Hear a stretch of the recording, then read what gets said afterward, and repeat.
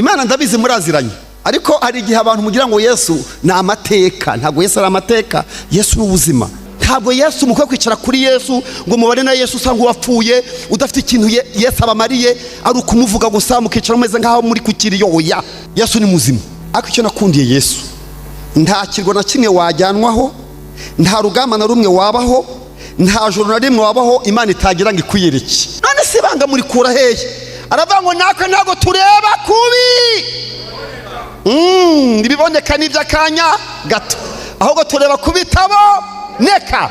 Abarokore mukwiye kureba kubi. Ibiboneka bitera ubwoba, birimo amakuru ateye ubwoba, birimo impuha Satani abikoreramo, ariko ibitaboneka nibyo bikomeza abagenzi. Abarokore ba zamani bagiraga umunezero udaturutse ku biryo, udaturutse ku myambaro, udaturutse ku mafamiye. Umunezero komande y'abarokore iva ku Mana yacu. Muri byavuze ngo nduburira amaso yanjye kuwiteka, mbese gutabarwa kwanjye kwavaye. Yavuze ngo kuwiteka. Haleluya. Ntabwo twebwe dushima Imana ari uko byemeye, dushima bitaremera. Abakristo ntimwemera bakuganya. Hari abantu batunga Yesu wapfuye. Gupfa ko nari narapfuye, urumva, nari narapfuye ariko ubundi muzima. Nukuri nawe waragerageje pe, naho wari intwari pe. Hari abantu hano mwagerageje, waragerageje. Yesu tagitubura imigati wamukurikira. Yesu takizura Lazaro wamukurikira. Yesu bakubita inkona amaraso akava wamukurikira. Yesu bashwanyaguzaho imyenda wamukurikira. Yesu akira amacandwe mu maso wamukurikira. Kuba hari umuraba waje mu bwato ntibisobanura ko Yesu adahari. Nubwo wahura n'umuraba mu nyanja, ariko Yesu aba ari muri urwo bwato. Nubwo abameze nk'usinziriye, Yesu abahari. Muzirinde ko Yesu yatukwa mwicaye aho ngaho. Imana ngiri kwireke mu rurimi wumva.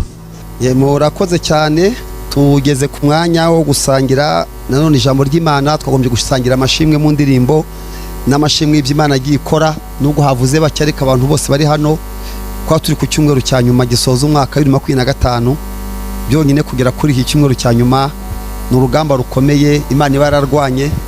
Waba ubizi cyangwa utabizi, ariko Imana yari itambitse ugeza none. Imana nishimwe. Ku bashyitsi nitwa Emmanuel Wambaje, uri umurimo w'Imana i Rubavu. Nari indi naha numva nshaka gusengera hano i Remera. Nari naraje mu muryango, ubundi umuryango wanjye ubi Kigali, ariko ngiye nkorera Igisenyi. Twarabanaga, ariko abana bamaze gukura barambwira bati reka tujye Kigali tubona ariho hagutse kuruta Igisenyi. Ubwo rero umuryango wanjye uba hano, ariko ngiye mu Rubavu. Nari naje rero mu munsi mukuru twari dufite mu muryango kuwa gatanu umusibe ejo hashize. Tumaze imyaka 26 twubatse urugo. Nari naje muri anniversaire. Yego, ndashaka gushimana n'abana banjye n'umufasha muri iyo myaka yose n'urugendo rw'iyo myaka. Ngo ndavuga ngo no ku cyumweru nzaza hano ariho nsengera cyane, ko amasezerano no kurahira indahiro zo kubaka urugo twabiherewe hano. Ngiye amasengesho yose yangize uwo ndi we nayaherewe i Remera. Ibintu byose bansengeye hano nta kimwe cyapfuye ubusa. Nta sengesho na rimwe nasengewe muri Remera ryigeze rihinduka imfabusa. Hano nasengewe nakirwa muri 2005 niho naje hano. Nubwo nta n'izindi yo ngiye, wenda bamwe mwajyaga muzi naha mufite yo mugenge, naje ntazi yo ngiye. Warunzanye gusa yarambwiye ati tugende, mbona ngeze i Remera sinari mbazi. No ku cyangwa cyanjye yari handitseho ko ngiye Nyamirambo, ko ne nanditseho.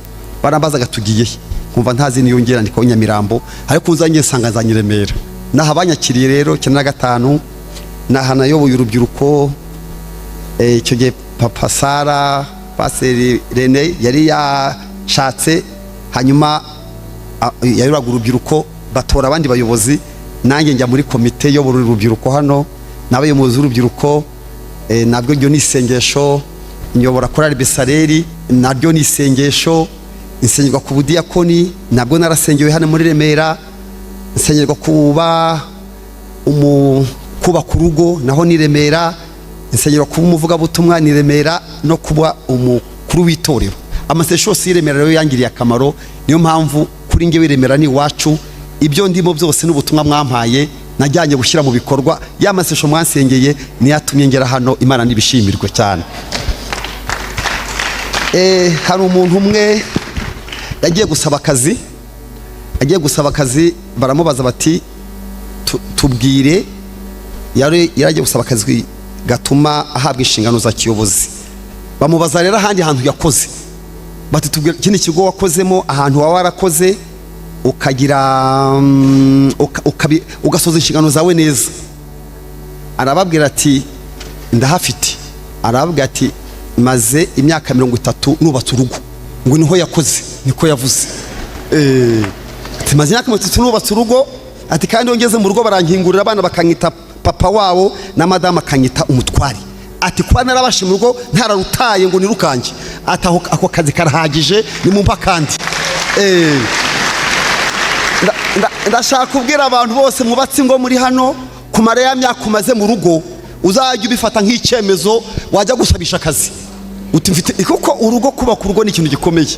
Hari abo zatembanye, bamwe bari hano mwihangane, hari abandi bakiriho, ariko uzajya ubona umaze umwaka ukiri mu rugo, abana bagihari bake kwita papa, baze nk'ubugeze mu rugo bakakwirukana, bati ntabwo tukuzi, wajya hese wamenye ujyaye. Imana ishimwe rero ko nge yandinze iyo myaka 26 maze nubatse urugo, imperamo imigisha myinshi. Naje gushimana Imana n'umuryango wanjye, ariko numva ngoma kugiremera aho bambwiye ngo nipfukame badusengere. Amasesho yasengewe ngewe n'umuryango wanjye yarafashe, badusengera nta bana nari mfite ubu ndabafite, badusengera nta buze ukuntu nari mfite ubu ndabafite. Ndashima Imana kuri urwo rugendo rwose Imana abanyemo nanjye. Amen. Mbifurije mwese umwaka mushya muhire tugiye kwinjiramo kuva ku wa 4 uzabera umwaka w'umugisha.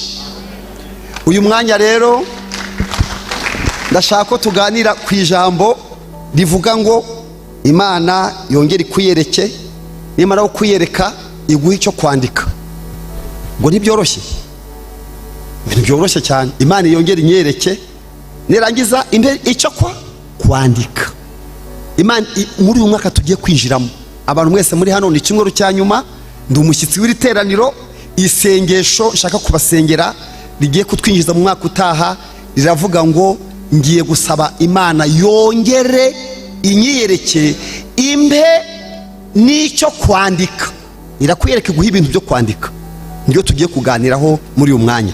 Turasoma mu Byahishuwe rero, hari uwo byabayeho.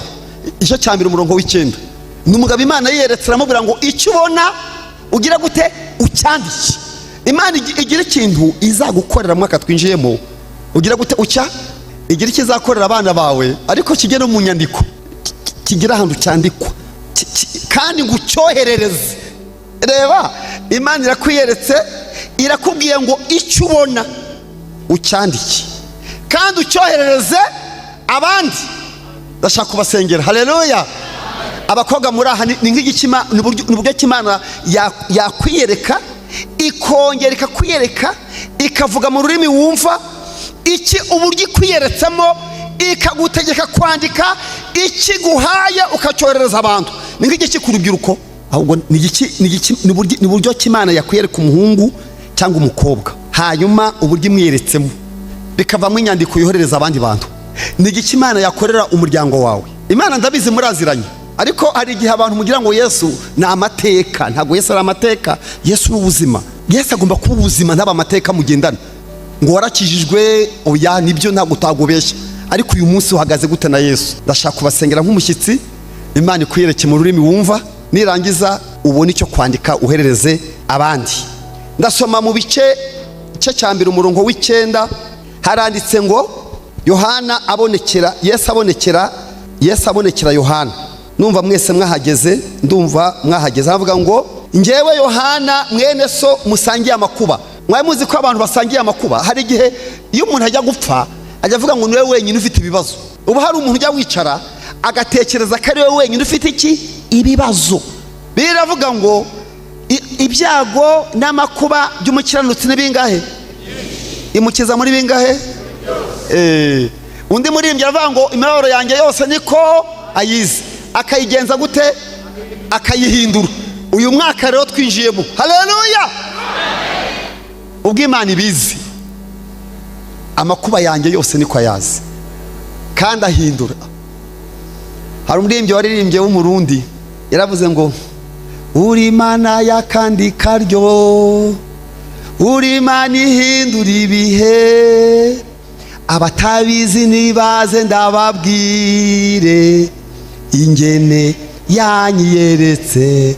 Uri Imana y'akandi karyo, uri Imana ihindura ibihe, abatabizi nibaze ndababwire ingene yanyiyeretse.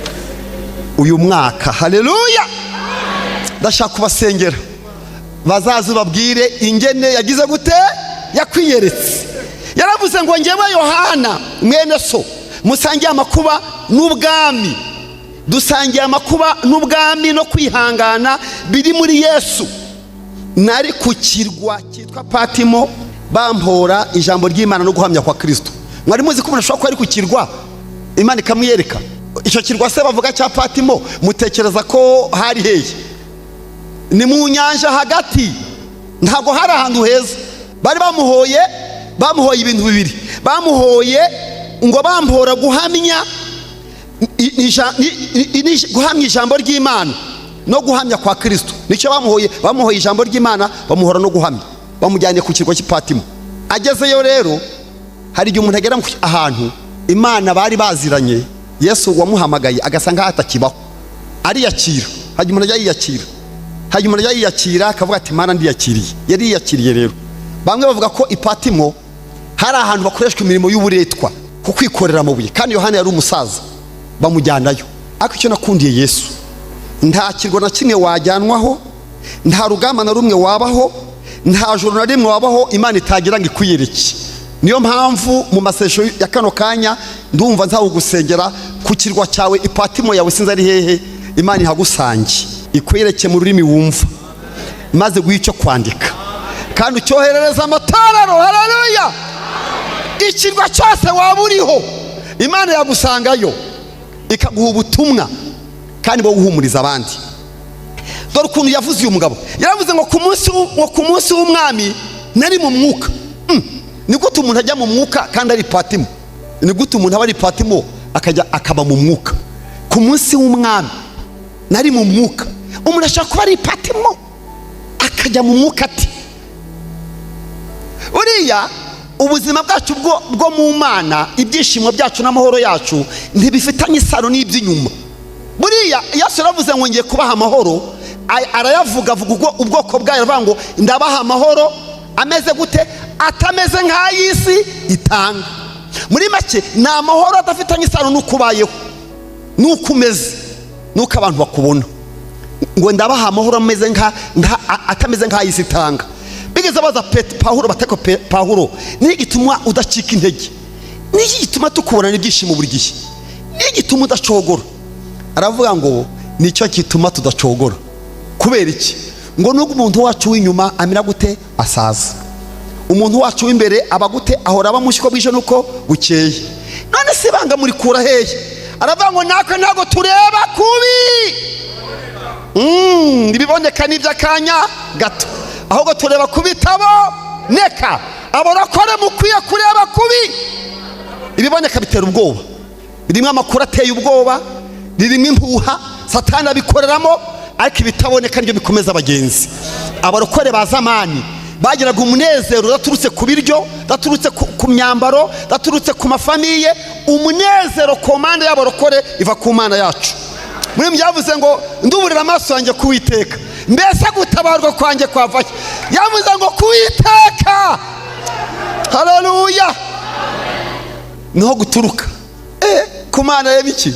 Mana nduburira amaso yanjye ku misozi, mbe gutabarwa kwanjye kwavahe? Mubimbwire. Kuwiteka niho guturuka. Kumana yaremye ijuru, kumanywa izuba ntirizakwira, nijoro ukwezi ntuza Imana niyo murinzi wawe wo kwizerwa, niyo gicucu cy'iburyo bwawe gihoraho, kuma izuba ntirizakwira, nijoro ukwezi. Amen.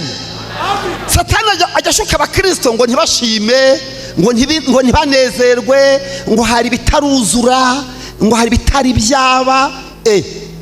Ntabwo twebwe dushima Imana uko byemeye, dushima bitaremera. Naho ndiho naho napfa nziko nkundwa,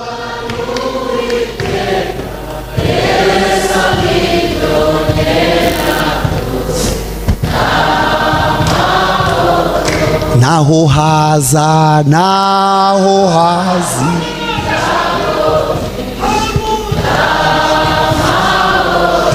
Yesu rero, Yesu n'umukiza wanjye ndamahoro, niragije Mana Data, nguma muri Yesu, nejejwe n'Umwuka Wera. Uniki munejeje? Anejejwe n'iki? Abakristo ntimwemerewe kuganya, mwemerewe gushima bitaremera, mwemerewe gutangaza intsinzi mukiri mu ntambara. Haleluya! Nicyo turusha abatizera, nicyo gituma dukomera. Nubwo umuntu wacu w'inyuma asaza, uw'imbere ahinduka mushya uko bwije n'uko bukeye. Natwe ntabwo tureba kubi boneka, tureba kubitaboneka. Mbifurije gukomera. Ku munsi w'umwami nari mu mwuka. Wari mu mwuka uri hehe? Ndi Patimo. Ni gute umuntu abi Patimo akaba mu mwuka? Nari mu mwuka, ngo nari mu mwuka, ngo ku munsi w'umwami, ngo ku munsi w'umwami wacu nari ndi mu mwuka, ngo nuko ngiye kumva numva inyuma yanjye ijwi rivuga, ijwi nk'iry'impanda rirenga, rirambwira ngo icyo ubona. Niryo sengesho nshaka kubasengera. Icyo ugira gute? Imana igira ikindi kwereka, kandi ugira gute? Ucyandike. Kwandikira Patimo rero, umuntu akandika ari Patimo. Burya abarokore bashobora kwandika inzandiko zo gukomeza abandi bari mu makuba, tugakomeza abandi bantu. Turi Patimo, turi kumwe n'abandi Patimo, ariko bigahinduka umunsi w'umwami, nkumva ijwi rimbwira ngo icyo ubona ugira gute? Ucyandike. Bakandara nabo njyoherereza rero. Ucyohereza amatorero 7 yo muri Aziya, niko byagenze. Ucyohereze amatorero 7 yo muri Aziya, barayavuze. Ujye ubonekire itorero rya Efeso, ubaho ubutumwa bwabo, ujye Simuruna, Pirugamu, Tiwatira, Sarudi, Philadelphia na Laodikiya. Ibaza kuba hawe amatorero 7 ubutumwa, kandi abo ngabo yandikiye ntabwo bari Patimo, bari mu buzima busanzwe, ariko umuntu uri Patimo uri mu mwuka, Imana imuha ubutumwa. Imana imuha ubutumwa mu izina rya Yesu. Uyu mwaka Imana iguha ubutumwa uzashyira abandi. Imana iguhe message, Imana iguhe message abana bawe. Imana igira ikintu gishasha. Ntago muri bujya mu ijuru ejo, mushobora kumara indi myaka mutarajyayo. Tukiri mu isi rero tugomba kwandika mu izina rya Yesu. Haleluya! Musabwa kwandika, gukomeza abandi bantu. Aravuga ngo nuko mpindukizwa no kureba ijwi ry'uwavuganaga nanjye, mpindukiye mbona ibitereko by'amatabaza 7, kandi hagati y'ibyo bitereko by'amatabaza 7 mbona usa n'umwana w'umuntu, yambaye igishura, kandi yari yakenyeje umushumi. Ishusho ye yakenyeje umushumi usa n'izahabu, ngo niwe yarakenyeje uwo mwenda. Ngo nuko ngo umutwe we n'umusatsi we byereranaga nk'ubwoya bw'intama bwera, ngo busa na sheregi. N'umusatsi we niko wasaga, niko umusatsi wasaga. Ngo nariho n'ururimi rwe rwasaga n'ibirimi by'umuriro. Ngo ibirenge bye bimeze nk'umuringa w'umuteke utunganyijwe rwose n'umuriro. Hanyuma rero natangaje avuga ngo nubwo yabongeye byose, yaravuze ngo nuko ngo mbibonye ntyo ngomera nk'upfuye, maze ngo ngiye kumva numva arambuye ikiganza arambwira ngo Yohana witinya, gupfa ko nari narapfuye ngo ariko ubu none ameze gute? Hari abantu batunga Yesu wapfuye gupfa ko nari narapfuye, urumva nari narapfuye ariko ubu ndi muzima, kandi agendagenda ngo itorero ryande ryanjye. Ndashaka kubwira itorero ry'Imana ko tutari mu itorero rya Yesu wapfuye ngo dukomeze kumurebera igorogota, tumurebere mu kirugu kuri umwana w'uruhinja. Ni Yesu muzima wazutse, kandi yavuze ngo ni Yesu ugenda, ndagendagenda mu itorero ryanjye. Ngiye kumva rubaka n'ikantu yavuze ngo ngiye kubona aravuga ngo ndi uwa mbere ndi n'uw'imperuka. Uwo niyo waduhamagaye ngo nda Alufa n'iki na Omega. Alufa ni inyuguti ya mbere mu Kigiriki, Alufa ni A, Alufa ni A, Omega ni inyuguti ya nyuma.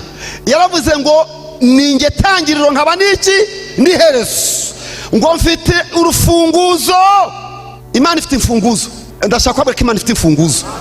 Ibintu byose mukinze, muzi bikinze, mugende mwature ngo icyo tuzi neza tudashidikanya, nyiri itorero afite iki? Imfunguzo. Arazifite. Ariko umuzi ufite imfunguzo, kandi imfunguzo Yesu afite ntabwo bakozemo izindi. Hajya umuntu akora isereri agashyira imfunguzo eshanu numwe akaruha umwana, oya, imfunguzo Yesu afite nta wundi yazihaye. Niyo mpamvu yavuze ngo iyo nkinze, kuko muzi ko ushobora gukinga umugore akaza gukingura, ushobora gukinga abana bagakingura, ariko imfunguzo Yesu afite. Yaravuze ngo iyo nkinze ntawe, niyo nkinguye nta muntu. Uwo nguwo niwe waduhamagaye, yemwe afite iki? Imfunguzo. Iyi Mana yaguhamagaye ifite iki? Imfunguzo z'ibintu byose bikinze, ibintu byose bikinze. Ndabatangariza ku mugaragaro ko uyu mugabo twicaye imbere afite imfunguzo. Iyo akinze ntawe, niyo akinguye nta muntu ukinga. Uwo niwe turi kumwe muri aya materaniro, uwo niwe waduhamagaye. Iyo niyo Mana ndi kuvuga, ntabwo nyibeshera. Ni Imana ikinga ntihagire umuntu ukingura, kandi yakingura ntihagire umuntu. Yigeze ibwira itorero rya Filadelfiya ngo nshyize urugi rukinguye imbere yande yawe, ngo ntawubasha. Ariko nimubanze mubyumve nawe, ngo nshyize urugi rukinguye imbere yawe, ntawubasha kurukinga. Urwo rugi ruriho, hari utuntu tuba ku rugi tujya tuzenguruka ku rugi, sinzi ukuntu batwita. Iyo urugi muri kurukingura habaho utuntu tuba turiho, tuba dutuma rwikaraga, sinzi ukuntu twita, batwita uduki. Ni amapata, ibara amapata, kugira ngo urugi rugenda rugaruke hari utuntu tuba turiho. None ijuru rivuganye nawe ngo nshyize urugi rukinguye imbere yawe. Urumva ko rukinguye. None iratubwiye ngo nta muntu ubasha. Muzi icyo bivuze? Imana ikinguye urugi iranarutwara, irarujyana irukuraho. Imana ikinguye urugi irarujyana.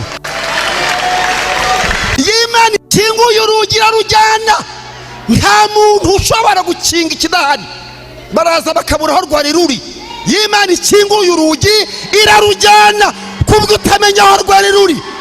Shize urugi rukinguye imbere yawe, nta muntu ubasha kurukinga. Imana ikinguye urugi irarujyana, nta muntu ubasha kurukinga. Ubwoba n'ubwiki. Imana yagukinguriye, utangariza Satani n'abadayimoni ngo Imana yarankinguriye, nta muntu, nta mbaraga, nta bushobozi bushobora kongera gukinga umuryango Imana yakinguye. Yakinguye urugi, nta muntu iragute irarujyana, kubwo utamenya icyo wabikoraho, ugasanga hararangaye. Ariko ngo yakinga, ugira gute? Ubwo impamvu ikinga ntagire ukingura, ihita ikuraho urugi igashyiraho n'urukuta, ikahahoma, ikasiga amarangi. Imana ishobora guhisha igakinga, igashyiraho urukuta, igashyiraho amabuye, igasiga amarangi, ntumenya aho umuntu anyuze. Utari ko urugi rwaraha bakabura aho ruri. Imana ijya ibikora. Iyo niyo Mana yo kwa Yohana rero. Muri uyu mwanya nimo mbasengera nk'umushyitsi wanyu mufite, ngo Imana yongere ibiyereke mu rurimi mwumva. Ntabwo Yesu mukwiye kwicara kuri Yesu ngo mubare na Yesu usa nk'uwapfuye, udafite ikintu Yesu abamariye, ari ukumuvuga gusa mukicara mumeze nk'aho muri kukiriyo. Oya, Yesu ni muzima, kandi ntabwo mubeshyira ni muzima. Yesu ni muzima. Yesu ari kumwe natwe. Yesu ni muzima kandi aragenda, agera iwawe aragenda kandi akagenda n'ifu. Yewe mana we, Yesu agenda n'imfunguzo. Agenda n'iki? Imfunguzo. Icyo muzabona gikinze birahagije kavuga ngo kinguka, kigakinguka. Akenshi rero impamvu Yesu akeneye kongera kwiyereka nuko iyo Yesu utakimwumva, hari ibintu yakubujije, hari ibyaha umuntu akora byatacyumva Yesu. Ubu hari abantu muri mwebwe mwaguye muva mu buntu bw'Imana kubera ko muzi ko Yesu asa nk'utagihari. Nigeze nsoma muri Yohana 21 masanga Yesu yereka abigishwa be. Dore ukuntu inkuru ivuga. Biravuga muri 21 muri Yohana ngo Yesu yiyereka abigishwa be ku nyanja ya Tiberiya. Yiyereka abigishwa be, yabiyeretse habaye iki? Abigishwa ba Yesu bari barabanye nawe, atubura imitsima bakumva bamukurikira, azura abapfuye, aho niko Lazaro bakumva bamukurikira. Nanjye Yesu meze gutyo namukurikira. Yesu tugera kwa Lazaro akavuga ngo Lazaro we zuka, nukuri Yesu namujya inyuma. Twagera mu giterane hari abantu benshi, akavuga ngo migati 5 n'amafi 2 mutubuke, bikaba byinshi bindi bigasaguka, namukurikira. Twagera ku nyanja Yesu agatanga iki? Inzira, akayica hejuru ngaho itahari. Yesu afata ibidahari akabinyura hejuru nk'ibidahari, afata ibihari akabifata nk'ibidahari. Uzi ko Yesu afata ibintu bihari? Ngiye kubabwira, Yesu afata ibintu bihari akabifata nk'ibidahari. Nongera nsubiremo, hari ibintu bihari biguteye ubwoba ariko nta nibihari. Muri mwe hari ibintu bihari bigira amazina, bifite uko byitwa, nyamara ndi kubatangariza ko imbere y'Imana nta bihari. Igafata n'ibitariho ikabyita amazina nk'ibiriho. Iyo niyo Mana duhamagaye. Iyo usomye rero, iyo niyo Mana yanjye, nge niyo Mana mvuga, sinyibeshera. Ntago mpagaze hano nje kubeshera Imana, ndavuga ukuri. Haranditse ngo hanyuma y'ibyo, ndi muri Yohana 21 umurongo wa mbere, Yesu yongera. Hari akantu kajemo ngo agira gute? Ubwo bikongera bivuze iki? Yongera. Yongera kwiyereka abigishwa be ku nyanja ya Tiberiya. Yongera ubwo ntibivuze ko yari nyukuri. Hari abantu Imana ikeneye kongera, hari umuntu Imana ikeneye kongera kwiyereka. Imana muraziranye, ariko ni kureba nkumva nk'ijwi rimbwira ko uyu mwaka Imana ishaka yakongera. Yongere ikwiyereke. Imana yongere. Ndumva Imana yakongera, ndumva muziranye, ariko Imana yo yongere. Muremera ubwo bitayigoye yongere. Ndumva ishaka gusengera Imana yongere kwiyereke. Muri 2026 ndashaka kongera kubona abarokore bongeye kuvuga ati nongeye kubona Imana bundi bushya, ati nongeye kubona Imana we, ati Imana yongeye kunyereka we. Imana yongere kwiyereka mu izina rya Yesu. Imana yongere kwiyereke. Muraziranye ndabizi, n'ahandi mwahuriye, ariko nubashaka gusengera ngo Imana yongere igira gute? Ngo Yesu yongera kubiyereka ku nyanja ya Tiberiya. Yiyeretse bande? Yiyeretse babagabo bari baziranye na Yesu, babandi yakoreye ibitangaza. Mu gihe bamukurikiye Yesu arapfa. Yesu apfuye, babagabo bamukurikiye baravuze bati se ajya apfa? Si Yesu ajya apfa? Babona arapfuye, baramufata babona biremeye, bamukubise inkoni babona amaraso aravuye. Umuntu baramukubise, n'ukuntu nazambaraga ze, n'ukuntu yatweretse kwa Lazaro, n'ukuntu yabwiye umwana we Yayiro ngo zuka, umwana akazuka, n'ukuntu yatubuye amafi, bigenza bite? Yesu barapfuye. Abigishwa bose, umwe agiwe, undi agiwe, baravuga bati twaribeshe, wa mugabo ubwe ajya apfa nawe. Bajya bamukubita bikemera. Yesu bamubamye, nta mwigishwa uhari. Umuntu wagerageje kumukurikira n'umwe witwa Petero. Yaramubwiye ati rero, Yesu yaravuze ati rero mwabagabo mwe, nubwo mubana nanjye, ariko bagiye gukubita umwungeri, intama zimera gute? Zitatanye. Petero aravuga ati mubazagwa nge sindimo, ubibwira abandi nge sinjya ngwa, ati nge ntabwo nzagwa. Aravuga ati nyamara ngwino gusengere nkoze n'ibirenge. Aravuga ati uwoza abandi nge ntunyoze, nge sinjya ngwa. Ati Petero ko nabonye Satani yabasabye ngo abagosore, waje nka gusengera. Petero aranga. Amaze kwanga aravuga ngo inkoko itarabika kangahe? 2. Wowe nyakanye kangahe? 3. Aravuga ngo niyo abandi bose bakureka nge nzagumana nawe. Abigishwa ba Yesu bose ko mubazi barya basangiye baciyeho. Petero nubwo tumuseka yaragerageje, yaramukurikiye. ngo Yesu arenga Petero ahinguka, ubwo si intwari? Ntiyaragerageje. Ni ukuri nawe waragerageje pe, naho wari intwari pe. Hari abantu hano mwagerageje, mwaragerageje, waragerageje. Yesu agitubura imigati wamukurikira. Yesu takizura Lazaro wamukurikira. Yesu bakubita inkona amaraso akava wamukurikira. Yesu bashwanyaguzaho imyenda wamukurikira. Yesu bacira amacandwe mu maso wamukurikira. Yesu rero bagenda bamukubita inzira yose. Abigishwa baravuga bati kundi twibeshye. Hari abantu muri mwega muri kwibaza niba mutaribeshye. Hari igihe umuntu yakizwa yahora ari intambara agahita avuga ati ariko ubu ngubu ibyo ndimo nibyo. Hari igihe umuntu se ni Imana narayobye naravangiwe. Ntiwavangiwe, ntabwo wavangiwe, ntabwo wavangiwe. Ni ukuri ni Imana mwavuganye cyagishe. Nahoze mbona hano umuntu uje gushima Imana ko yakoze ubukwe. Imana ngo abantu bose bakoze ubukwe, sinumva batuka Imana na rimwe. Sindabona umuntu uzavuga aza hano ngavuge ngo bene data nakoze ubukwe mbura Imana narayibuze none mufashe kuyigaya. Hari umwumvise abivuga? Ninde mwari mwumva avuga Imana ngo bamufashe kuyigaya? Ntimabonye umuntu uza hano gushima Imana. Burya abantu bose bakoze ubukwe baza nyuma y'icyumweru kimwe cyangwa bibiri bakagaruka babyaye akana ka mbere bati ndashima Imana byari bikomeye nari mfuye none nzanya akana. Iminsi uko igendiza rwa rugo barimo rukazamo umuraba wa wundi baserwakira ku buryo batamenya niba Yesu barazanye. Icyo gihe rero iyo umurabuje icyambere abo bantu bakora kwirwanirira, kwicira inzira, gukurikira amahame y'isi, utangira gutekereza ubutane, kwibaza niba batabivamo. Abahanuzi bati nubundi ntiyari uwawe, nubundi ntimukwiranye, ati nubundi agiye gupfa ushaka undi.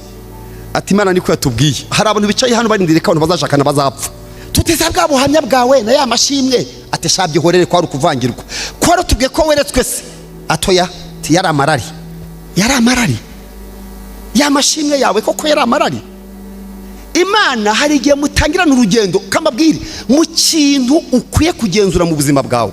Ni ukugenzura ko cya gihe uhaguruka ku munsi wa mbere Imana mwari kumwe. Niyo cyo ukwiye kugenzura. Naho kuba hari umuraba waje mu bwato ntibisobanura ko Yesu adahari. Subiremo. Umuraba waza mu rugo rwawe, umuraba waza mu kazi kawe, umuraba waza ku bana bawe, si ikimenyetso ko Yesu mutigeze muhagurukana. Ahubwo byaragaragaye ko ubwato Yesu arimo n'umuraba uje ugira gute winjiramo. Ubwato Yesu arimo. Yusomye rero nimo mbwira ubwo nabubatse ngo ndavuze abantu bakijijwe bagatanga ubuhamya bakabwira bene wabo ko bakijijwe, ukabwira bene wabo ko ukijijwe bahaguseka ukaburwa amenyo bwacye ukakubwira ati Imana yawiriye, ukumva wanabivamo banakubaza n'ukijijwe ukumva wahakana.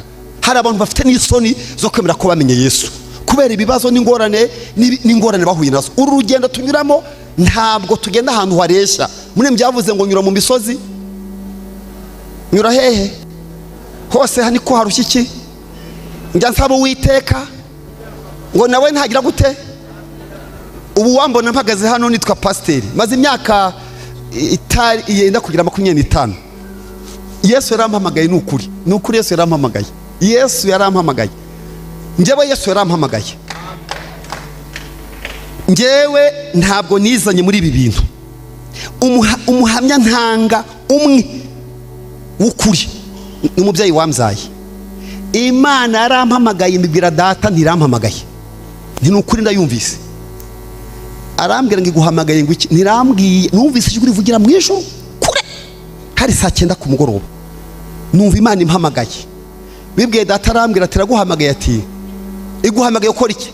Ngo njye kuyikorera. Nari n'umwana mfite imyaka mike 18.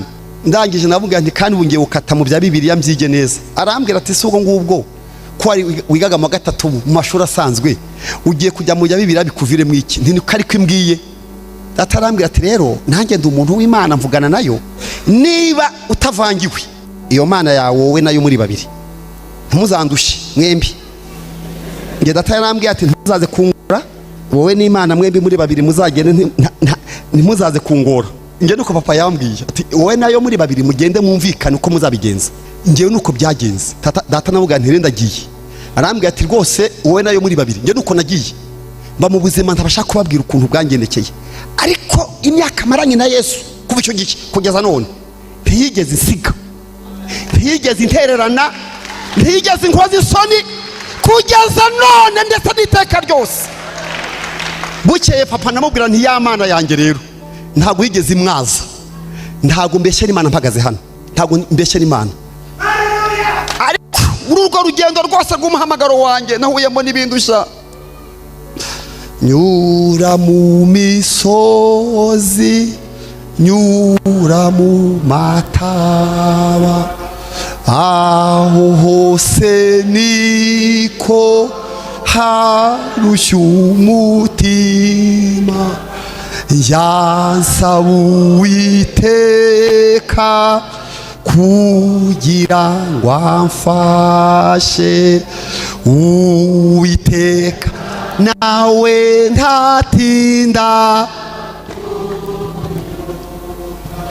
Nashatse kubivamo gatatu, nageze aho nsa nkaho Yesu mubura, nyoberwa hagiye, mbona imbere yanjye ntihabona, mbona umwijima. Mbwira madamu mbivuyemo, arambwira ati kujya ukomeza abandi, ariko ndapfuye noneho Imana sinzi ni no gusenga sinumva amasengesho agenda. Nageze ahantu ntira amasengesho, mbwira abantu nta muntu ufite amasengesho adakeneye ngaba yangurije. Hagiye nageze ku rwego numva ntakibasha kwisengera, mbaza abantu ni nta muntu ufite amasengesho adakeneye ngaba ngurije, ti nanjye nzabishyura.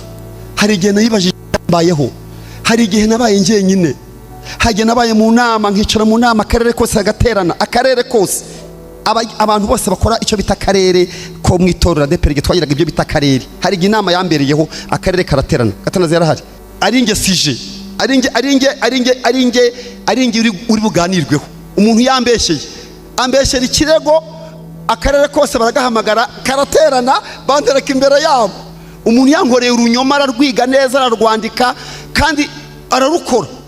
Mbwira Imana nti Mana rero nti none se kuntaye, ariko aho ndaho Imana irahankura.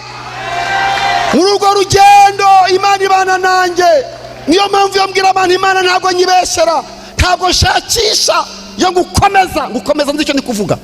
Nubwo wahura n'umuraba mu nyanja, ariko Yesu aba ari muri urwo bwato. Nubwo aba ameze nk'usinziriye, Yesu aba ahari.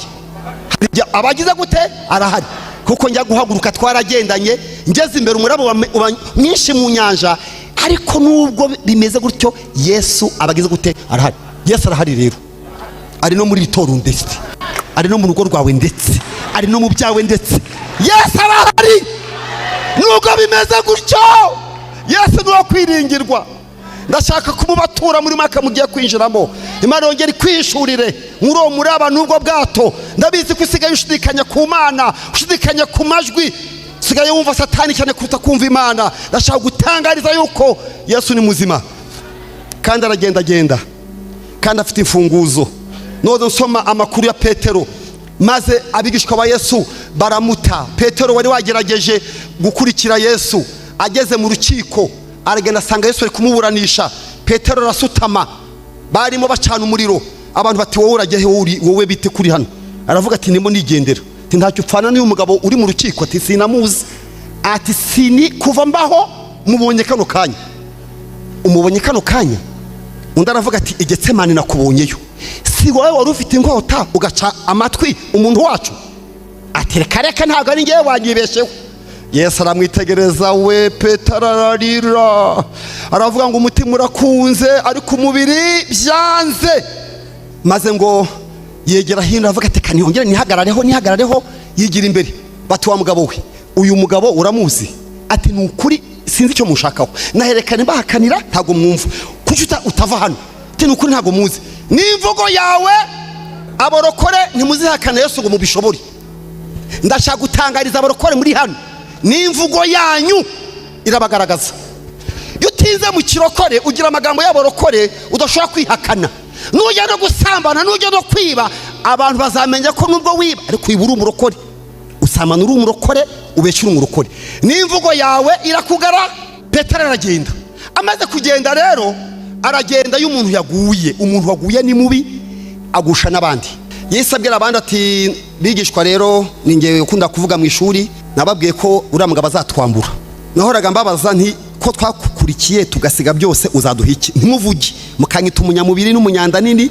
Narimo mbabariza, akatubwira ngo abasize byose bakamukurikira ngaza bakubira inshuro zingahe? 100. Ubaduhaye iki? tituviriye mwaho, titumaze 3 tudahembwa, muzi birarane dufite iby'imisoro, iby'amadeni, abana bavuye mu ishuri, ngo turakurikiye umugabo. Arababwira ati ngiye kubagira inama, muze uriya nta mugabo urimo, dusubire aho yadukuye. Iyo umuntu aguye ibyaha yakoraga atarakizwa nibyo asubiramo. Nimutaguma mu Mana ibyaha mwihanye muzabisubiramo. Petero aravuga ati harya yadukuye bati ku nyanja Tiberiya, ngo bajya gushaka y'inshundura bazisize. Buriya ibyaha twakoraga ntabwo byagiye kure yacu, bajya gushakisha inshundura buri wese azanize bajya kuroba. Naho burya Yesu yabakuye ku nyanja, Yesu yakuvanye mu byaha. Mwamuzi ko Yesu yadukuye mu byaha? Yemwe Yesu yadukuye mu byaha. Muri aho bagabo, Yesu yadukuye mu byaha. Haleluya! Nakuwe mu byaha, mva mu butware bw'isi, ninjira mu buruhukiro bw'umukiza Yesu. Ubu ndashinganye, ngendana amahoro, ubugingo bwanjye burinzwe n'uwabupfiriye. Twakuye mu byaha, ni ukuri Yesu yadukuye mu byaha. Haleluya! Yesu yadukuye mu byaha, tuvana yaduhamagara, twumvise ijwi, numvise ijwi rinkura mu byaha ndaza, nawe waraje. Maze bamaze kugwa basubira aho yari yarabasanze i Tiberiya. Naho Yesu yari yarababwiye ngo Andereya, Karame, bene Zebedayo muri hehe, Petero muri hehe? Arabwira ngo ntabwo muzongera kuroba amafi, muzaroba bande? Abantu. Amafi Tiberiya abitega iki? Amatwi. Amafi aravuga ati Imana ishimwe dukize Petero na Andereya na bene Zebedayo. Amafi ashima Imana kuko amafi arumva. Ibintu byose Imana yaremye birumva. Ndashaka kwabwira ko ibintu byose, ibiti birumva, amafi arumva, umuyaga urumva ukanumvira, ibintu byose mujye mubona byabananiye birumva. Amafi rero arishimye, aradamaraye imyaka 3. Petero ataherutse na bene Zebedayo baye barakoze ishyirahamwe ryo kuroba amafi. Bamaze kugwa rero basubira muri ya nyanja. Iyo umuntu aguye amaze kumva Yesu atakiri umwami we aragwa. Bageze mu nyanja rero ifi zirabamenya ziti ibi ni babagabo Yesu yirukanye ku nyanja. Tura ni Petero we, ifi ati ni Andereya we. Zikwepa inshundura zabo, bagakesha ijoro baroba, bagatahiraho, bagashyiramo imiti yose bikanga. Hano hari abantu bakoze ibyaha muri amateraniro, none ibyo bakora byose byaranze, ntibizigera byemera keretse ugarutse. Ntabwo abarokore bamaze kumenya ukuri bashobora gukora ibyaha ngo bibahire. Niyo waza amateraniro uri umunyabyaha, nushaka guterana inshuro zingahe, iki cyumweru cyanyuma uzukizwe. Ngiye kubwira abagore muri aha muze mukizwe. Ibintu ntabwo amafi azemera kujya mu rushundura rwanyu keretse Yesu yategetse. Barara mu mazi rero baroba. Aho nasomaga rero mu bice 21 muri Yohana, mu gitondo Yesu yabuze abamushingura. Petero yaje gucaho, Yesu asigara igorogota wenyine, asigarana n'ibandi rimwe iburyo irindi riri ibumoso. Ariko hari ibandi nakunze igorogota, hari ibandi nakunze tirigira izina, ariko ntacyo mu ijuru bazamuha izina nyine rihuye nabo mu ijuru. Niyo mpamvu mu ijuru bazatanga amazina, nuko hari abantu bapfuye batagira amazina, batagira idini, batabatije. Ibandi rimwe riravuga ati niba uri umwana w'Imana ikure ku musaraba kudukureyo. Irindi bandi riti njyewe rese ko mvuga umva nyakubaha mwami, nubwo ubambanywe nanjye ariko still uri umwami. Murebe gufata Yesu bambye ukamubona nk'umwami, ariko muri kubyumva Yesu utakugaburiye, Yesu utafite ikintu yakumariye, Yesu utoboye ikiganza cy'ibumoso kirimo ferabeto n'ikiburyo, namugura afatanye n'amahwa mu gahanga n'icumu mu rubavirirana ukamwita umwami. Ariko murebe hishurirwa, aravuga ngo nubwo ubambanywe nanjye, nubwo nta mugati watubura, nubwo ibiganza bitoboye biri kuva amaraso, nubwo urubavu ruri mu icumu, nubwo imisumari ifatanye mu hasi, nubwo amahwa akuri mu gahanga, uri umwami. Haleluya! Uri umwami. Nubwo meze gutyo uri umwami. Ahumva nkubwira kandi kantu nkubwire nyakubahwa, sinabonye uko nkizwa, none ngize umugisha usanze igorogota. Sinigeze nihanira mu giterane cyabiri Remera, sinagiye ku cyumweru, sinigeze nkizwa. Ariko nubwo meze gutyo ndazira ibyaha nakoze, ariko mfite amakuru nzi neza ndashidikanya. Wabambiwe ibyaha byanjye, ubambiwe ibyaha by'abanyabyaha. Ikindi nkuziho uzaza gutwara itorero, nugaruka mu bwami bwawe nanjye. Ntiyamubwiye kumuvana igorogota, yamubwiye kuzamuzura. Yarabimwemereye. Uwo ni Yesu ndi kuvuga. Hari abamubonye nk'umwami kandi abambye. Abarokore iyo Yesu ntacyo ari kuguha umufata gute? Iyo usenga ukumva isashuri itagenda ubyita iki? Iyo ubona abandi bashima ntashimwe ufite, wowe Yesu umufata gute? Uyu mubandi yaravuze ati uri umwami nubwo abandi bagutuka. Nuko Petero yakwihakanye kandi mwarasangiye, njye nkwita umwami. Maze rero abashyinguye Yesu n'abantu babiri, ni Nikodemo na Yosefu. Abo Nikodemo na Yosefu ntibabaga mu ntumwa za Yesu. Umwe yari Yosefu, yari umucuruzi wa wundi bita umugwiza atunga mu Kirundi, yari umuntu w'umukire, babantu abanyemari. Hanyuma undi wa kabiri ni Nikodemo. Nikodemo yari professor, yari mwarimu. Bari abantu bigerera ibwami. Babonye Yesu abambwe, baye baravuze ati ngewe nubwo ntajya muri nibature kubera akazi kenshi, ntaboneka mu masengesho ku wa gatanu na y'itatu, ntaboneka muri repetition, ariko ndi umwigishwa wa Yesu, ariko akazi karamperanye, ariko Yesu ndamwemera. Bajya gusanga Herode bati nyakubahwa mwami, tuzi ko ndi umucuruzi uhagarariye abandi muri kino gihugu, ati nubwo ntaboneka mu biterane bya buri munsi, nta n'amakora sinzi gutera, ariko burya ndi umwigishwa wa Yesu. Yesu ntiyaguma ku musaraba tuziranye. Ibyo kumuzura sinabishobora, ariko ibyo kumushyingura nabishobora. Buriya kamabwire, hari ikintu washobora, buriya hari ikintu washobora. Uru rusengero ntiwarwuba kuri umwe, ariko watanga isima yawe, ari byo mwakoze. Yarababwira ati murashaka iki? Murabwishwa bese tituribo ko ntabona muri nibature, tuba twagiye mu kazi, we turi abasirikare ntabwo dupfa kuboneka. Wowe wese ati nukuri ndi umwigishwa wiwe udapfa kuboneka, boneka gake. Urashaka iki? Ndashaka umuduha. Baravugana abagabo babiri. Yosefu aravuga ati kandi njye mfite imva yanjye, ndi umucuruzi, nanze ko bazacukura napfuye, nyicukura kare. Narayicukuye ndayisimanta, mfite na beto, hasigaye gusa kunshiramo. Ngiye kuyitiza Yesu, kuko kuzuka sazamuzura, ngiye namutiza imvi imizi 3 isazamukuramo. Nikodemu na Yosefu bashingurande Yesu. Ntibigeze bagaragara mu giterane, nta hantu tubazi na hamwe, tubazi bari gukura Yesu igorogota. Muzirinde ko Yesu yatukwa mwicaye aho ngaho. Uzinde ko batuka Imana uri mu kazi, ngo warakomeye ukicara n'abapagani bagatuka Imana ugaceceka. Nikodemo yaravuze ngo Yesu ntiyaborera ku musaraba mpari, ndamukurayo. Babigishwa bari amafi ntabo, bagendanye ntabo. Yesu amaze kuzuka rero, sinshaka kutinda kuri ibyo bintu, ashaka kubasengera. Amaze kuzuka aravuga ati ngiye kubacyura. Gucyura ni umugani, ni imvugo y'Ikinyarwanda. Kera mu muco w'Abanyarwanda abagore bajyaga bahukana, kino gihe n'abagabo barahukana. Abagabo nibo banahukana cyane dayeri, abagabo nosigaye bahukana. Kera hahukanaga abagore, none hahukana abagabo. Iyo umuntu yahukanaga rero, umugore akahukana, umugabo yashakaga yasubiraga kwa sebukwe kujya kucyura umugore we, akagenda yitwaje ibintu imbisi mitobi. Yesu nawe rero amaze kuranga intumwa zaguye, aravuga ati ngiye kubacyura, ngiye kubagarura. Aragenda rero ahera kuri rya tsinda ririmo Petero n'abandi bagwanye. Ahageze Yesu avuga neza, kamabwire n'uyo Yesu yabakuze amakosa ntabwo agucyurira. Yaravuze ngo muraho bana banjye, mbega abana ibirara, byari ibirara by'ibirara byaguye, kuko umwana utakumvira aba ari ikirara. Muraho bana banjye, kandi kugwa ntabwo bisaba imyaka myinshi. Urumva Yesu yapfuye kuwa kangahe? Yesu yapfuye kuwa 5 ndi mugoroba. Bari babanye kwigaburo ryera, ushobora kugwa uvuye kwigaburo ryera. Bari igaburo ryera kuwa 4, Yesu abambwa kuwa 5, bagwa kuwa 5. Birirwa bagwa basubira mu kabari, basubira mu byaha bakuyemo, basubira kuroba. Kuwa 6 birirwa baguye. Ku cyumweru Yesu arazuka n'ubundi bari baguye. Kuwa mbere nibwo yagiye kubashaka 3 jours gusa, 3 gutandukana na Yesu bizi 3 Yesu mutandukanye, waba ukoze ibintu bibi byinshi. Ndi kwinginga abarokore gutandukana na Yesu imizi 3, wakora amabi menshi. Bimbye aravuze ngo mwami kubaho ntagufite, bintera iki ndetse byangeza hehe? Mwami kubaho ntagufi, bintera ubwobana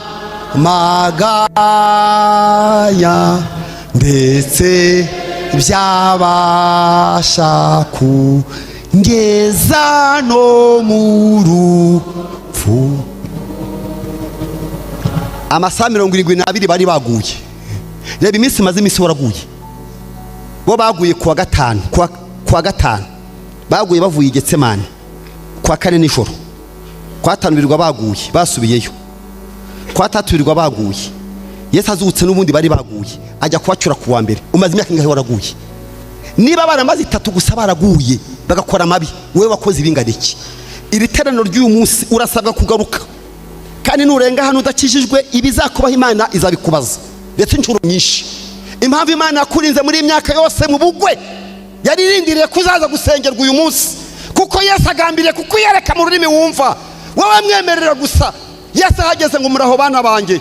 Yesu avuga neza. Yesu ari kuvuga ngo muraho bana banjye, ititaye ku byo mwakoze n'amazina yabyo n'ibyo mwahishe. Yesu ari kuvugana namwe ngo muraho bana banjye, mwakwikirisha ngo turaho. Yesu ari kubabaza ngo muraho bana b'Imana. Niko Yesu avuga, atitaye no ku byo mwakoze. Arangije avuga icya kabiri, ese hari akantu mwabonye? Yarazi ko yanazibujije kifize akajya bagwe. Ese hari akantu mwabonye? Yarabizi cyane ntabwo yarabizi. Imana izi ko byanze. Nubwo wicaye hano, Imana izi ko byanze, kandi aho byapfiriye ni hamwe n'icyaha.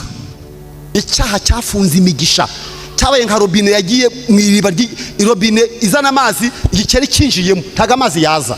Vana igikeri mu iriba, igikeri iyo kinjiye mu iriba amazi ntago bakije. Vana icyaha mu buzima bwawe. Uyu mwaka tugiye kwinjiramo, tandukana n'icyaha mu izina rya Yesu.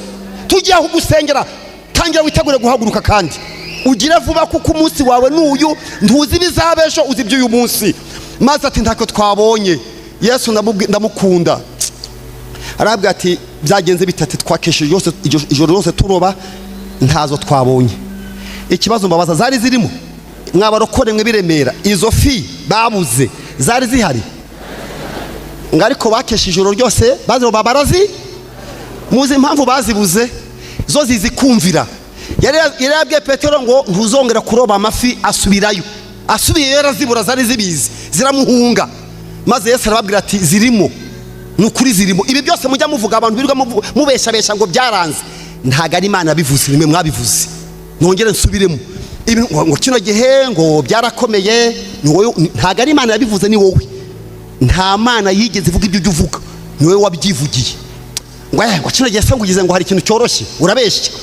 Kino gihe hari abantu bari gushima Imana. Kino gihe muri covid abantu badakingura, hari abantu babonye Imana muri covid, ku buryo avuga ati Imana muri covid rakaba Imana. Uri Imana y'akandi karyo, uri Imana ihindura ibihe, abatabizi nibaze ndababwire ingene. Amagambo mwavuze ntago ari Imana yababwiye, ni amagambo yanyu, nta Mana irimo. Ngo bimeze nabi, ntago ari Imana bivuze, ni wowe wabivuze. Ni nyoko wanyu na nyogosenge. Nta Mana yigeze ivuga ayo magambo, mugende muyibaze. Imana barayibwiye ngo ntazo, irababwira ati mwe mubivuze, ntago ari njye bivuze, ni mwebwe. Batari ko ntazo, caca kavuba ntazo. Ati subirayo. Petero ati se ko narayemo, ndavuze ngo subirayo. Nge hehe? Aho wavuze waziburiye niho ngutumye. Aravuga ati ngende mbireke. Ati kampe kugenda. Yaravuze ngo kuko bivuze ndajyayo. Korera amahoro yararirimbye iravuga ngo twakuvaho tukajya he mwami, ni wowe ufite amagambo meza, amagambo meza y'ubugingo. Ntibabikoze kuko bazi ko zirimo, kuko nta kubwabo, ku makuru ahari, amakuru ya BBC, ijwi rya Amerika, amakuru y'abanyogosenge n'abanyoko n'abaturanyi, ntazo. Amakuru ari ku isoko ntazo, ariko n'amagambo ya nyoko wanyu na nyogosenge ntago ari Imana bivuze. Ngiye mpagaze hano mburanira Imana, ibyo mwavuze ntago ari Imana bivuze. Niyo mpamvu nshaka kugusengera kuko warabeshye. Ifi zirimo, katurebe ko zihari. Petero ati kampe kugenda nubwo ntazo, kuko abivu yaba yarazibonye hari yagezemo. Zingana gute? Ndini inshundura zenda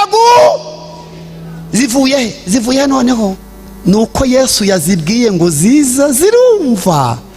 Ndashaka kubwira ko Yesu yakubwirira ibintu byanze byose. Yesu yajya mu rugo rwawe rwenda kugwa. Yesu urugo rwawe rwenda kugwa yarwegura. Vuga ngo yarwegura, ariko yarwegura. Abana bawe babaye ibirara. Uyu mwanya nukuri ntuvuge ngo byararangiye, ni wowe wabivuze, ntago ari Imana bivuze. Uyu mugoroba wahura nabo batashye mu rugo. Uyu mugoroba abana bawe baguhamagara bati uzi ko twumvise tugukumbuye. Imiryango watatanye Imana yayihuza. Ngo byaranze, ngo byarakomeye, ni wowe uri kubivuga, ntago ari Imana. N'imyaka yo gushaka yararenze, ntabwo ari Imana bivuze, ni wowe wabivuze. Nta Mana igeze ivuga ko imyaka yawe yageze. Imyaka yageze ryarise. Ngo ntago yabyara, nta Mana bivuze, ni wowe wabivuze. Ngo ntabwo wize, ngo ntiwashaka, urabeshya, nta Mana bivuze, ni wowe wabivuze. Ngo uyu mujyi birakomeye, ngo ntawaturamo, n'abazavuka bazaza bahaturi. Nabaza uretse nawe uri huhumeka. N'impinja babana bari hano bazaza bature muri Remera, aba bari bicaye ku biciro biri hubu, tutitaye uko ikibanza kigura. Babana bari bapfukamye hano bazaza bature hano, ukanuye amaso, abana babyaye bazahatura. Ni wowe wabivuze, ntago ari Imana. Nta Mana yavuze ibyo bintu. Mwagiye muvuga ibintu mukabyiyaturaho, mukabeshera Imana ntibivuze. Nta Mana bivuze. Ifi ziraza zimaze kuza, baravuze ngo Mwami Yesu, ngo mbabarira ndi umunyabyaha, turi wenyine umunyabyaha ubeshya. Barihana. Ko Yesu aravuga ati reka mbokereza agafi. Baye baraye no mu mazi nta nako bafashe, abaha n'ubugari bushyushye. Habwa ati ngo basanga ngo hari umutsima ushyushye n'ubugari. Bamaze kurya baza ati subundi pe turankunda. Ati mugukunda nkanjye se? Ndagukunda pe. Ati nabikubwiye na kera kose mbisubiyemo. Urankunda? Ko Yesu azi gucyurira we datwe. Yesu azi gucyurira, Yesu azi gucyurira abantu. Urabikora nka kwihorera ukagira ngo turahwanye, umunsi umwe nzabiza nuko bikurikirana. Arimo baza umva kandi bimbwira amaze kurya, we umaze kurya ukamucyurira, yaramaze kumira nka kabiri. Atukirya urankunda? Ati ndagukunda mwami. Abona ntiyumvise icyo amubajije. Petero ukumize nk'ubugari inshuro 3 waba unkunda? Ati ninjye gukunda ahubwo. Ati Petero ariko urankunda? Ati kwambabariye, niba ngukunda urabizi cyangwa utagukunda ntabyo nzi. Ati vayo tugende. Imana ongera kwireke mu rurimi wumva. Ndashaka gusenga Imana, ndumva umwuka w'Imana mpata ugusengera, kandi niwemera ukumva ijwi ry'Imana ari kuvugana nawe, urabona ikintu gishashe kigiye kubaho. Imana yakwereka mu rurimi wumva. Uyu mwaka ugiye kwinjiramo, muri patimo yawe ugiye kwandika ibintu bidasanzwe. Hagiye kuba umunsi w'umwami mu buzima bwawe. Haguruka rero udatinze we kurwana n'Imana. Gira vuba, haguruka vuba, haguruka ihute, umva mera nk'ucika. Imana yavuganye nawe kuva kare wa munyabyaha we. Imana yavuganye nawe kuva kare, tambuka tugusengera Imana. Ntabwo uyu munsi uva mu rusengero udakijijwe. Icyaha wakoze kirarangira none. Uyu ni umunsi wa nyuma. Ntabwo wemera gukora icyaha muri 2026. Ntabwo nsubiremo, ntabwo wemerewe. Waba uri muri etaje hejuru, waba unyumva uri kure, nta muntu wemerewe gusubira gukora icyaha yaje muri amateraniro. Imana iri kuvugana nawe, iri kukubwira ngo va mu cyubahiro, haguruka tugusengera Imana. Ntabwo wemerewe, uzibeshye, ibeshye usubireyo. Aya materaniro nagucika ukajya gukora icyaha, ibizakubaho uzabyirengera. Amateleviziyo azagufotora, warabikoze Imana iraguhishira. Ariko iri teraniro Imana ivuganye nawe. Imana ivuganye nawe ngo Imana ivuganye nawe. Imana iri kuvugana nawe muri aya materaniro. Irakubwiye ngo igihe umaze mu byaha kirahagije. Uyu ni umunsi wa nyuma, iki ni icyumweru cya nyuma. Mukomere Imana amashyi, izanye bano bantu. Uyu ni umunsi wa nyuma. Ibyaha wakoze birahagije, waraguye bihagije, ariko Imana yiyemeje kukwiyereka mu rurimi wumva. Nuva hano akira mikrofone mushumba Rene, muzamure ijwi dusengera aba bantu. Munyemere manze ntegereza uyu muntu azi. Ntabwo Imana ikwemerera gutahana icyaha. Usubiremo, nta muntu n'umwe muri amateraniro wemereye ko kino cyumweru kirangira. Ngwino turagutegereza, nta kitwihutisha. Turajya hehe se ko umunsi wawe uyu munsi udasanzwe? Dore Imana yavuganye nawe urayinanira. None n'ubu wicaye muri amateraniro uri kureba ngaho utumva. Icyaha cyawe cyatumye amafi abura, ubuzima bwaranze kubera icyaha. Ngwino, ntabwo ugisinzira, urota abadayimoni, urota imyuka mibi, urota abasokuruza bawe, urota abapfuye bakuruka nga hejuru. Tambuka, ngogira vuba. turagutegereze ngwino nimureke nabaze mwe kwihuta nta kibihutisha. Uyu nguyu ni intama yazimiriye mu rusengero, hano bazimiriye mu rusengero, mukazimira muterana, mukazimira mudasiba amateraniro, mugakora ibyaha mu nzu y'Imana. Iki ni icyumweru Imana iguhagurukiye ngigukize. Tambuka mwongera Imana amashyi. Ngwino ibyaha wakoze birahagije, ubusambanyi wakoze burahagije, ibyo wibye birahagije, kubesha wabesha birahagije. Cyaho ngwino tugusengera Imana, ngwino tugusengere. Uyu ni umwaka Imana iguhayeho imbabazi, Imana ikwireke mu rurimi wumva, Imana igusange ahantu mu maganyo yaruri, Imana yemeye ukwiyereka. Ndagira ngo dusengere abangaba bageze hano. Ninde muntu wabucikanywe? Ngwino turagutegereza. Tambuka. Ndagira mbwira abantu muri aha nta kibihutisha. Hano hari intama zazimiriye mu iteraniro, hari abantu bagiye kurimbukira mu rusengero, biriyo bicaye muri izi ntebe. Imana yabyanze. Ngwino upfukame imbere y'Imana iragushaka. Turagutegereje ngwino. Turagutegereje, ntabwo tugenda utaraza, ntabwo dusenga utaraza. Nushaka uze kare. Iteraniro ntabwo risoza ukicaye mu iteraniro, kereka uje. Ntabwo dusoza ukicaye. Niba nabyo ushaka ngo nibasoze bagende, ntaho tujya. Dushaka tuharari. Tambuka, turagutegereje. Nubwo uri muri etaje, urugendo rwose ukora, ngwino. Imana igumugisha kuje, mumutegereze nawe araje. Dore araje, yarahari, yambaye kositime. Ngwino rwose yambaye kositime. Ngwino ukizwe. Ntabwo wemereye kugwa. Uyu ni umunsi w'agakiza. Uyu ni umunsi w'agakiza Imana yazanye hano ku itorero ryanyu. Gira vuba, tambuka. Ibyaha wabikoreye birahagije. Sezera ku nzoga, sezera ku busambanyi, sezera ku marari y'uburyo butandukanye. Dushinga Imana ko Imana iduhaye abantu bangana gutya kuri uyu munsi. Aba ni abantu Imana ifiteho umugambi. Aba ni abantu bahenda mu bwami bw'Imana. Ndagira ngo umushumba Rene azamura ijwi rye, ashima Imana ku ntama Imana izanye zivuye mu isi, zari zararongoteraniye mu isi. Niba hari undi mubonye mutubwire, nawe turagutegereza. Hari undi muntu mwamutuboneye? Niba hari mutubwire, niba ntawe tugiye gusenga. Reka umushumba Rene azamura ijwi asenga Imana, ashima ku ntama Imana izanye.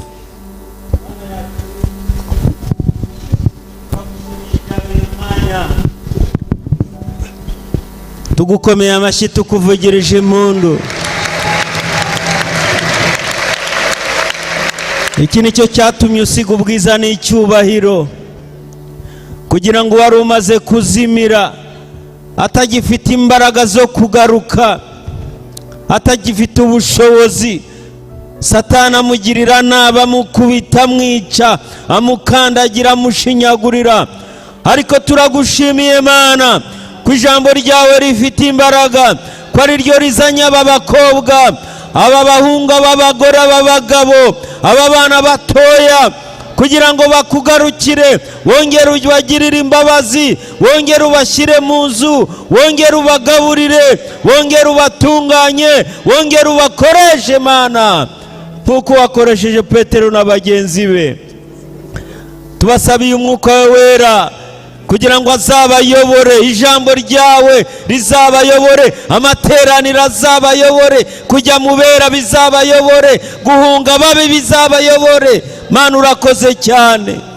Turabingingiye nk'itorero, duha urukundo rwo kubakunda no kubakira no kubanezererwa no kubafasha no kubahugura no kubakomeza no kubayobora. Mana nziza, kugira ngo bahunge umubi wari ugiye kubica nabi, ariko kubw'urukundo rwawe urabakiriye. Urakoze, turagushimiye. Reka baze bige, bakomeze biguriwe, reka baze bakomeze bagusobanukirwe, reka baze bakomeze babe imbere yawe ubakoresha, kugira ngo nabo bandike, maze nabo bazabwira abandi imirimo itangaje ikora. Turagushimiye kubyumvise, mu izina rya Yesu Kristo umwana n'umucunguzi wacu, amen. Amen. Nimuhaguruke bababwire igikurikira. Dore bari abantu bari kubashaka, mukurikira uriya mugabo kandi mutegetswe kumvira. Nta gisobanuro uretse gukurikira. Hariya barababwira n'ubutumwa babafitiye, mureta mugaruka. Hanyuma rero, ko n'umushyitsi w'iteraniro, mfite manda yo kubasengera, ibyo mbasengera bikababaho. Mfite itegeko rinyemerera kubasengera. Warikuye hehe? Narikuye mu Bibiliya yanjye. Nujya mu rugo rw'abanyamahoro, baguha amazi yo kunywa, baguha ikaze. Ntuzahagurwe utabasabiye iki? Umugisha. Mfite ububasha nk'umushyitsi bwo gusengera, icyo ngusenge cyakubaho, kuko ndi umushyitsi wanyu, mpagarariye Kristo hano, kandi nawe yarahibereye, nubwo muvugira nawe arahari. Uyu mwaka Imana irashaka umwaka utaha igira ibintu wandika bishya. Imana ishaka guha nawe ibyo wandika. Ufite icyifuzo ki kirangirana na kino cyumweru, kuko icyumweru ntabwo kizagaruka. Dimanche ni kiri cyumweru gishyashya, hazaza ibyumweru byose ukuyemo none. Iki cyumweru ugira ibintu usezera. Imana ikubabarira amagambo wavuze, kubabarira ibintu wiyatuyeho, kubabarira ibyo watuye ku bana bawe, kubabarira ibyo watuye ku buzima bwawe. Satani yarabifashe abigira kode y'ubuzima bwawe, ariko aka kanya tujye kubihindura. Ibyo wavuze si byo, si n'Imana yakuvugiyemo. Wavuze ngo biranze, ntabwo ari Imana bivuze. Urugo rurananiye, ntabwo ari Imana yabivuze, ni wowe wabivuze. Abana barananiye, ntabwo ari Imana yabivuze. Ibintu byose ngo byaranze, ntabwo ari Imana yabivuze.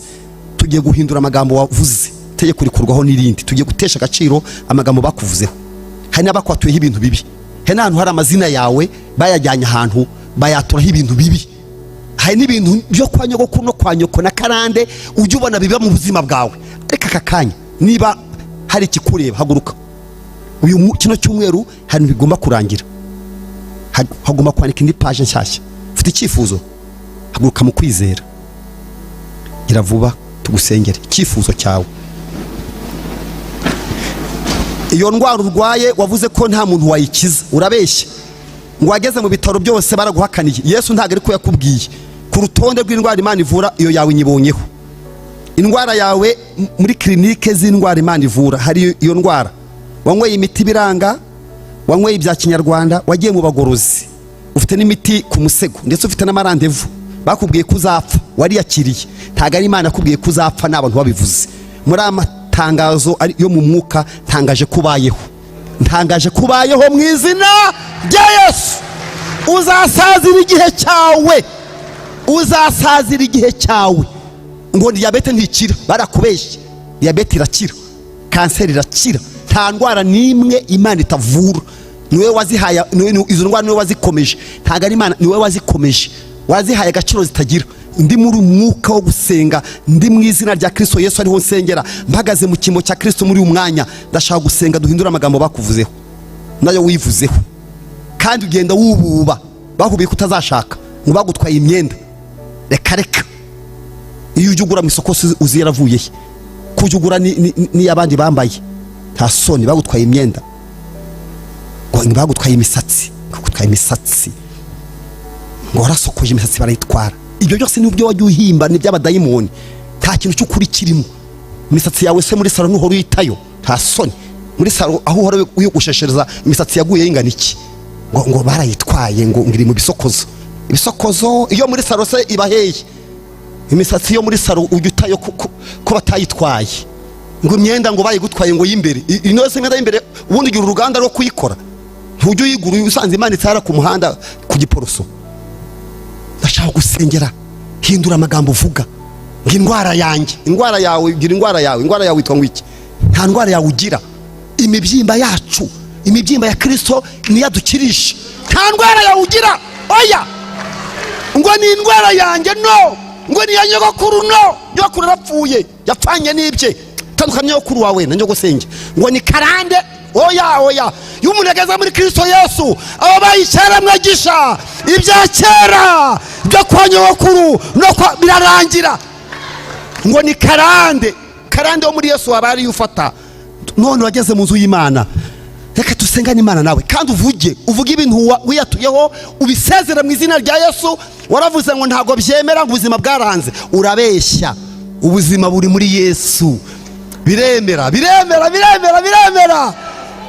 Amakuru ya BBC y'Igihugu bya Amerika yo kubatera ubwoba, itangazamakuru ryo kubakura umutima. Hari indi radio y'umwuka iri kuvugira muri amateraniro, hari radio y'ijuru, iradiyo ivugurura andi makuru wumvise, amakuru y'abadayimoni, amakuru y'abakonikoni, amakuru y'igihe. Mu izina rya Yesu, igihe tugezemo kikabakura ubwoba. Hari andi makuru yizewe, amakuru y'ufite imfunguzo, iyo akinze nta muntu ukingura, iyo ahagaze mu kwa mbere mu kwa 12 wanyemereye tugasengana Imana nawe. Tangira urusenge, wakira umwaka mushya, wakire ubutumwa ugiye gutambutsa, inyandiko nshyashya Imana iguhereye muri aya materaniro. Imana iguhaye ikaramu yo kwandika ibyo gufasha abandi. Imana ikuvanye ipatima mu izina rya Yesu. Reka dusengane Imana nawe. Cyo cyifuzo cyawe kirumvikana, ko gushaka byararangiye, ndagushutse, urabeshya ng'abahungu barabuze nibo bariho gusa, abahungu nibo buzuye iyi si, ng'abakobwa barabuze, urabeshya baburiye hehe? ngo bose ni ibigoryi. Oya, niwo wabivuze. Ng'abakobwa ngo ni ibyomanzi, urabeshya, ibyo wavuze si byo. Uyu mwanya ngiye gutesha agaciro amagambo avuze ku buzima bwawe, amagambo bakwatuye ukiri umwana.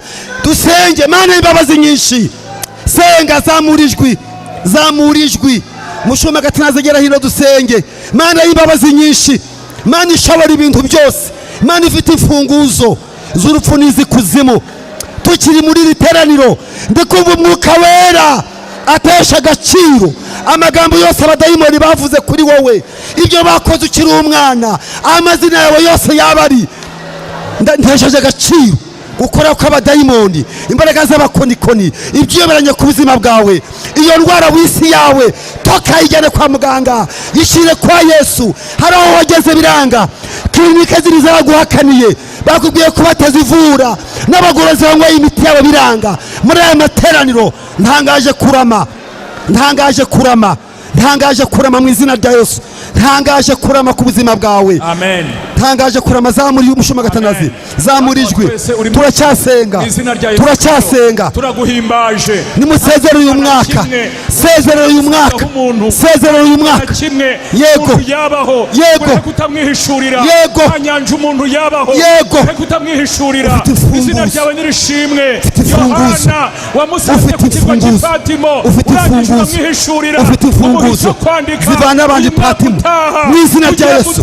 Utangira kwandika, genda wandike invitation, genda utumira abantu, genda wandike muri iri teraniro, andika kuri iki kirwa, uyu kirwa urugo mu izina rya Yesu, mu izina ry'Umwana, mu izina rya Yesu, mu izina ry'uwazutse, mu izina ry'umuzima. Ntabwo tugira ubwoba, ntabwo badufite, nta matangazo, n'amatera ubwoba. Imana ifite imfunguzo, Imana ikingura, ntagira umuntu ukinga. Imana ihagarara mu kwa mbere, ikareba mu iherezo. Iyo niyo Mana yacu. Uri umutabazi, uri amahoro. Iri teraniro abantu bagiye mu izina rya Yesu, abantu bagaruke mu izina rya Yesu. Uyu mwanya, iri teraniro, turahamagara Imana y'agakiza kacu, Imana y'ubutware, Imana idahinduka, Imana yiyizi, ifite icyizere, ihagarara mu kwa mbere, ikareba mu kwa 12. Imana ifite imfunguzo, Imana yizeye, niwe Mana y'abakobwa, niwe Mana y'abagabo, niwe Mana y'abapapa, niwe Mana y'igihugu, niwe Mana y'itorero. Ugendagenda mu itorero ryawe, ufite imfunguzo, imfunguzo zirahari, imfunguzo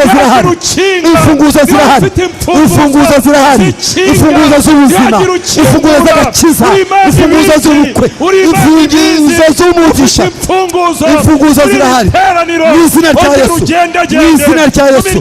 Kino cyumweru mu izina rya Yesu, ugendana imfunguzo, uriyizeye, ntabwo ugipfa, ntugikubitwa, warazutse, uri muzima. Ndakumva wa Mana we, ndakumva uri kuvuga, ndakubona uri gukora, ndakubona ugendagenda, ndakubona uri kuzura, ndakubona ukiza indwara, ndakubona ukiza abantu. Izi ndwara zananiranye mu izina rya Yesu. Amagambo yose mu izina rya Yesu, ibyo babyanditse ngo ntabwo zikira, nta ndwara idakira, Imana irayivura. Izo nyandiko zose twanditse izindi mu izina rya Yesu, mu izina ry'Umwami. mu izina amagambo rya yose yego yavuzwe kuri uyu mugore, yego aya magambo yose turatesheje kuri uyu agaciro, mugabo, amagambo mabi, yose amagambo mabi, yavuzwe kuri amagambo uyu ya musore, karande, amagambo yo yavuzwe kuri uyu kuzingwa mukobwa, mu izina rya Yesu, turayavuguruje, mu izina rya Yesu turayavuguruje, dutesheje agaciro turayavuguruje, izo nyandiko duhagaze mu z'abadayimoni, mbaraga z'umwuka inyandiko wera, z'abakonikoni duhagaze mu masezerano wahaye katika itorero, jina la Yesu, duhagaze mu mu izina rya Yesu duhagaze ku cyumweru cya nyuma gisoza umwaka, tuvuguruje yego izo mbaraga zose, ayo iyo migozi, tuvuguruje ayo majwi, izo nzozi mbi dusenya mu izina rya Yesu, izo nzozi dusenyera abadayimoni, ibihome byose, amajwi yose y'umwijima mu izina rya Yesu, mu izina rya Yesu, urupfu, umwuka w'urupfu, umwuka w'impanuka, umwuka w'intambara, umwuka w'intambara, umwuka w'urupfu, umwuka wo kuzerera mu izina rya Yesu, katika jina la Yesu turakubita hasi ukora kose kw'abadayimoni, duhamagara Imana mu izina rya Yesu, mu izina rya Yesu turagushima, niwe Mana yonyine kandi niwe mutabara, niwe mbaraga zacu, tawuhanye nawe, tawuhanye nawe mu izina rya Yesu, warazutse uri muzima, iyereka abatakuzi, iyereka abatakuzi mu izina rya Yesu, duhagaritse urupfu, duhagaritse uruhuza, duhagaritse gushingura mu izina rya Yesu, duhagaritse gukenyuka, duhagaritse ubusambanyi, duhagaritse ubusinzi muri gihugu, duhagaritse ubukonikoni mu izina rya Yesu, umwuka w'ubutane, umwuka w'ubutane mu izina rya Yesu, mu izina rya Yesu, mu izina rya Yesu, mu izina rya Yesu Kristo, mu izina rya Yesu, katika jina la Yesu, mu izina rya Yesu, aya magambo turayavuguruje, amagambo yose yego mu izina rya uko Yesu, ni ukuri, waravuze ngo mbahaye haleluya, ubutware yego kujya mukandagira dukandagira inzoka na sikoropiyo n'imbaraga z'umwanzi zose, dukandagiye amagambo, dukandagiye ubugambanyi, amanama y'ubugambanyi, dukandagiye ubugambanyi, dukandagiye ubugambanyi, amanama y'ubugambanyi mu izina rya Yesu, imbaraga z'abakuru ba yego z'abakuru ba Yozefu, yego imbaraga z'ubugambanyi, imbaraga zo kurenganya abandi, imbaraga z'ishari, imbaraga z'ishari mu izina rya Yesu, duhagaritse gukora kose k'umwanzi mu izina rya Yesu, mu izina rya Yesu, haleluya, imyanzuro yose inama ziteranijwe yego n'abadayimoni, yego tuyitesha agaciro, turazirogoye, dushinguye igiti, dushinguye igiti, Morodekayi bamushingiye mu izina rya Yesu, dushinguye igiti mu izina rya Yesu, igiti bari kukubambaho kigomba gushingurwa mu izina rya Yesu, kigomba mu izina rya Yesu,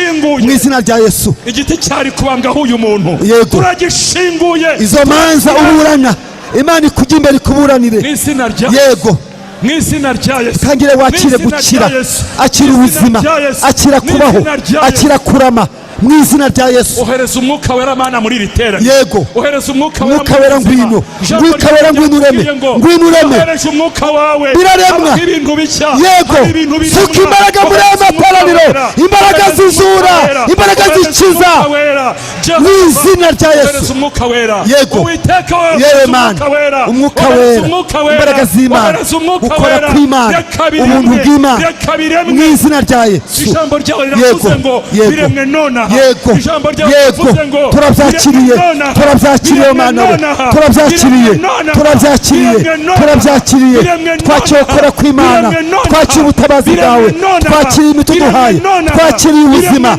twakiriye ikintu uremye, haleluya, turagitahanye, turacyumva, turakigendeye, haleluya, yego yego yego yego yego wa Mana we, yego wa Mana we, yego wa Mwami we, yego wa mbaraga zacu, niwe byishimo byacu, niwe mahoro yacu, urakoze, sifa ni zako, yego kuko uravuze, uguvuze reka tubikore, uguvuze birabaye, uguvuze birakoretse, uguvuze birabaye, uguvuze birabaye, ubwo ubuze birabaye, dutesheje agaciro amagambo yose yavuze ku bana bacu, yavuze ku bakobwa bacu, yavuze ku bahungu bacu, yavuze ku miryango yacu, mu izina ry'uwazutse, mu izina ry'uwazutse. Haleluya. Yego, yego, haleluya, yego Mana, yego Yesu, ndagushimye Yesu, ukuyeho ibiriyo, ukuyeho impanuka, mu izina rya Yesu. Zana ishimwe mu rugo, wongeye kubaka ingo bundi bushya, ingo zendaga kugwa. Urakoze Yesu, ngushimire ubuzima uzanye. kandi ugiye kubisohoresha umwete. Yego Mana, ngo ugiye kubisohoresha umwete, si kubw'imbaraga, ni imbaraga zawe, si kubw'amaboko, ntabwo ari imbaraga z'umuntu, ni imbaraga zawe Mana, ni kubw'umwuka wawe wera, ni imbaraga zawe, imbaraga zirema ibidahari, ni imbaraga zizura ibyapfuye. Urakoze Gitare, ni wowe Mana yacu, ugendana imfunguzo, ugendana imfunguzo, imfunguzo z'ubuzima bwacu, imfunguzo z'ejo hazaza, imfunguzo z'ingendo zacu. Izo mfunguzo turazemeye, ngwino dukingurire inzugi zikinze, kingura inzugi. Haleluya, haleluya, haleluya, haleluya, haleluya, haleluya, haleluya, haleluya, haleluya. Yesu Kristo. Amen, amen.